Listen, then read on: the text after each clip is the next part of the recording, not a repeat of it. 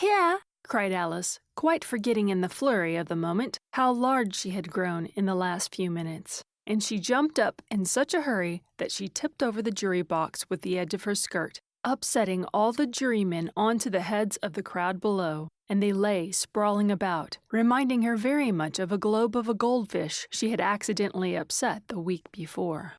"Oh, I beg your pardon," she exclaimed in a tone of great dismay, and began picking them up again as quickly as she could, for the accident of the goldfish kept running in her head, and she had a vague sort of idea that they must be collected at once and put back into the jury box, or they would die. "The trial cannot proceed," said the king in a very grave tone, "until all the jurymen are back in their proper places all," he repeated with great emphasis, looking hard at Alice as he said do. Alice looked at the jury box and saw that in her haste she had put the lizard in head downwards, and the poor little thing was waving its tail about in a melancholy way, being quite unable to move. She soon got it out again and put it right. "Not that it signifies much," she said to herself. "I should think it would be quite as much use in the trial one way up as the other." As soon as the jury had a little recovered from the shock of being upset, and their slates and pencils had been found and handed back to them, they set to work very diligently to write out the history of the accident, all except the lizard, who seemed too much overcome to do anything but sit with his mouth open, gazing up into the roof of the court. "What do you know about this business?" the king said to Alice. "Nothing," said Alice. "Nothing whatever," persisted the king. "Nothing whatever," said Alice. "That's very important," the king said, turning to the jury. They were just beginning to write this down on their slates when the White Rabbit interrupted. "Unimportant, your majesty means, of course?" he said in a very respectful tone, but frowning and making faces at him as he spoke.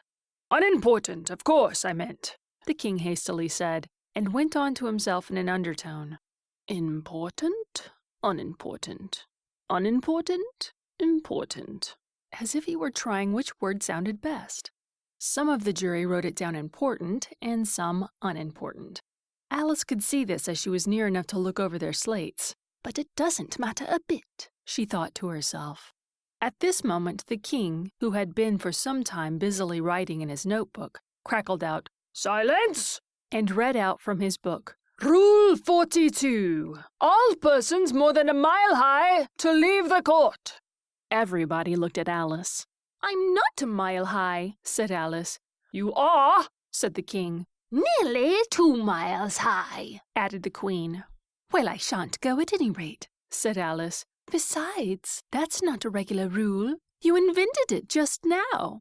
"It's the oldest rule in the book," said the king. "Then it ought to be number 1, said Alice. The king turned pale and shut his notebook hastily. "Consider your verdict," he said to the jury in a low, trembling voice. "There's more evidence to come, please, your majesty," said the White Rabbit, jumping up in a great hurry. "This paper has just been picked up." "What's in it?" said the queen. "I haven't opened it yet," said the White Rabbit, "but it seems to be a letter written by the prisoner to somebody." "It must have been that," said the king, "unless it was written to nobody, which isn't usual, you know." "Who is it directed to?" said one of the jurymen. "It isn't directed at all," said the White Rabbit. "In fact, there's nothing written on the outside." He unfolded the paper as he spoke, and added, "It isn't a letter after all, it's a set of verses." "Are they in the prisoner's handwriting?" asked another of the jurymen. "No, they're not," said the White Rabbit, "and that's the queerest thing about it." The jury all looked puzzled.